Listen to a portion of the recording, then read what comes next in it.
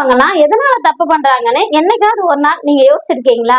அந்த காரணம் என்னன்னு நான் சொல்லவா? ஒழுக்கம் அப்படிங்கிற ஒண்ணு இல்லைனாவே எல்லாருமே தப்பு பண்ணுவாங்க. அந்த ஒழுக்கம் எவ்வளவு முக்கியம்னு நம்ம திருவள்ளுவர் சொல்லியிருக்காரு. இன்னைக்கு நம்ம ஒழுக்கமுடைமையில இருந்து 6வது திருக்குறள் தான் பார்க்க போறோம்.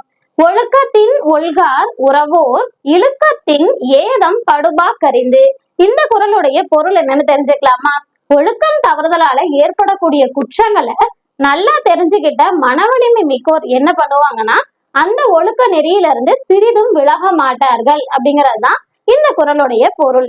அடுத்து இந்த குறளுடைய சொற்பொருள் என்னன்னு பார்த்தரலாம். இழுக்கத்தின் அப்படிங்கிறதுக்கு ஒழுக்கம் தவறுதலால்னு பொருள்படும். அடுத்து ஏதம் அப்படிங்கிறது குற்றம் அப்படிங்கிற பொருளை குறிக்குது. படுபாக்கு அப்படின்னா உண்டாவதை.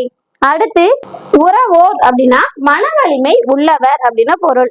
அடுத்து ஒல்கார் அப்படின்னா குறைய மாட்டார்கள் அப்படின்னு பொருள்படுது. நீங்களும் ஒழுக்கம் தான் முக்கியம் நினைக்கிறீங்கன்னா நம்ம வீடியோக்கு லைக் பண்ணிடுங்க. திருக்குறள்ல இருந்து கேட்கக்கூடிய கொஸ்டின்ஸ்லாம் ஈஸியா ஆன்சர் பண்ணணும்னா நம்ம மயிலருக்கு அகாடமி சேனலை சப்ஸ்கிரைப் பண்ணிக்கோங்க.